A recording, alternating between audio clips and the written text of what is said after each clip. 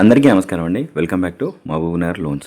అయితే ఈరోజు మీకు అగ్రికల్చరల్ క్రాప్ లోన్స్ తీసుకోవడానికి ప్రాసెస్ ఏంది, మన ఐడిఎఫ్సి ఫస్ట్ బ్యాంక్లో ఉన్న ప్రాసెస్ ఏందనేది మీకు క్లియర్గా చెప్పే ప్రయత్నం అయితే చేస్తానండి. ముందుగా మనము అప్లికెంట్ కోఅప్లికెంట్ ఇద్దరు తీసుకుంటామండి. అంటే వైఫ్ అండ్ హస్బెండ్ కావచ్చు, లేదా అన్న తమ్ముడు కావచ్చు, లేదా తండ్రి కొడుకు కావచ్చు. ఇలా ఇద్దరిని అప్లికెంట్ కోఅప్లికెంట్గా తీసుకుంటామండి. ఎందుకంటే వాళ్ళ లీగల్ హైరీస్ కిందకు ఉంటారు కాబట్టి వాళ్ళని అప్లికెంట్ కోఅప్లికెంట్గా తీసుకోవడం జరుగుతుంది. ఎవరికైతే ల్యాండ్ ఉందో, ఎవరి పేరు మీద అయితే ఉందో వాళ్ళని, వాళ్ళ భర్తని లేదా భార్యని ఇలా తీసుకోవడం అయితే జరుగుతుంది. అప్లికెంట్ కోఅప్లికెంట్ని తీసుకొని వాళ్ళ ఆధార్ కార్డు, పాన్ కార్డు తీసుకుంటాము. ఆధార్ కార్డు, పాన్ కార్డు మ్యాండేటరీగా ఉండాలి.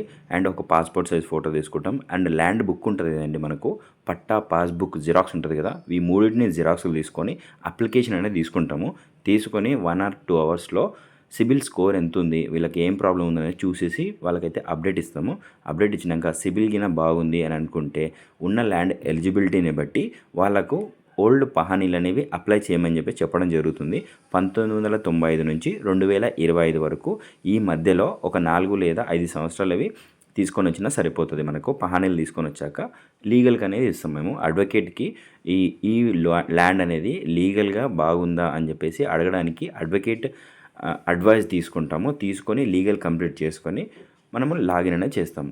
అండ్ లాగిన్ చేసిన 3 or 4 డేస్ లోపు లోన్ డిస్బర్స్ అవుతుంది. ఇది ప్రాసెస్.